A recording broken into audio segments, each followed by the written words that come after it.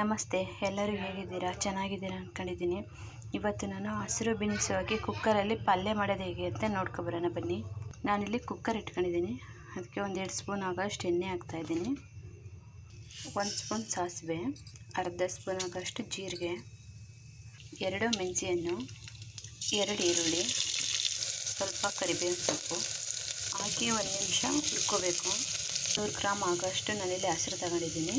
ಹಸಿರನ್ನ ನಾವು ಏನು ಈರುಳ್ಳಿ ಅದೆಲ್ಲ ಒಗ್ಗರಣೆ ಹಾಕೊಂಡಿದ್ದೀನಿ ಅಲ್ಲಿಗೆ ಹಾಕಿ ಕುಕ್ಕರ್ಗೆ 1-2 ನಿಮಿಷ ಹುರ್ಕೋಬೇಕು. 1-2 ನಿಮಿಷ ಹಸಿರು ಹುರ್ಕೊಂಡ್ಮೇಲೆ ನಾನಿಲ್ಲಿ ಒಂದು ಅರ್ಧ ಕೆಜಿಯಷ್ಟು ಬೀನೀಸ ತೊಳೆದು ಕಟ್ ಮಾಡಿ ಇಟ್ಕೊಂಡಿದ್ದೀನಿ. ಬೀನೀಸ್ ಹಾಕ್ತಾಯಿದ್ದೀನಿ.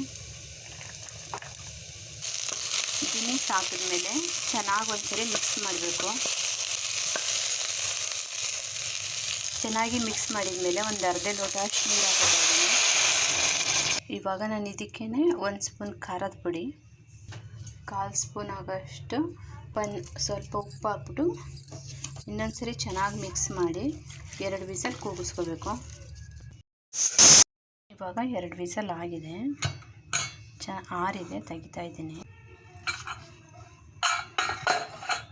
ಇವಾಗ ಹಸಿರು ಮತ್ತು ಬೀನ್ಸ್ ಪಲ್ಯ ರೆಡಿಯಾಗಿದೆ.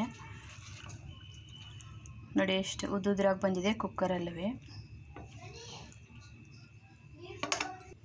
ಇಲ್ಲಿ ನಾನು ಇನ್ನೊಂದು ಸ್ವಲ್ಪ ಉಪ್ಪು ಹಾಕ್ತಾ ಇದ್ದೀನಿ. ಕೂಗ್ಸೋದಕ್ಕೂ ಒಂದು ಸ್ವಲ್ಪ ಉಪ್ಪು ಹಾಕೊಂಡಿದ್ದೆ. ಈಗ ನೋಡ್ಕೊಂಡು ಸ್ವಲ್ಪ ಹಾಕಬೇಕು. ಸ್ವಲ್ಪ ಕಾಯಿ ತುರಿ ಹಾಕಿ ಚೆನ್ನಾಗಿ ಎಲ್ಲನೂ ಒಂದ್ಸರಿ ಮಿಕ್ಸ್ ಮಾಡಿ ಬೀನ್ಸ್ ಪಲ್ಯ ರೆಡಿಯಾಗಿದೆ. ನೀವು ಇದಕ್ಕೆ ಕೊತ್ತಂಬರಿ ಸೊಪ್ಪು ಹಾಕೋಬೋದು. ನಾನಿಲ್ಲಿ ಕೊತ್ತಂಬರಿ ಸೊಪ್ಪು ಖಾಲಿಯಾಗಿತ್ತು, ಅದಕ್ಕೆ ಅದರಿಂದ ಹಾಕಿಲ್ಲ. ಇವಾಗ ಕುಕ್ಕರ್ನಲ್ಲೇ ಹಸಿರು ಬೀನ್ಸ್ ಹಾಕಿ ಪಲ್ಯ ಮಾಡಿದ್ದೀನಿ. ನೋಡಿ ಇವಾಗ ಎಷ್ಟು ಉದ್ದುದ್ರಾಗಿ ಬಂದಿದೆ ಅಂತ. ಟ್ರೈ ಮಾಡಿ, ಇದು ತುಂಬ ಚೆನ್ನಾಗಿರುತ್ತೆ. ನೋಡಿ ಉದ್ದುದ್ರಾಗಿ ಬರ್ತಾಯಿದೆ. ಇಷ್ಟ ಆದರೆ ಲೈಕ್ ಮಾಡಿ, ಶೇರ್ ಮಾಡಿ, ಸಬ್ಸ್ಕ್ರೈಬ್ ಆಗೋದನ್ನ ಮರಿಬೇಡಿ. Thank you.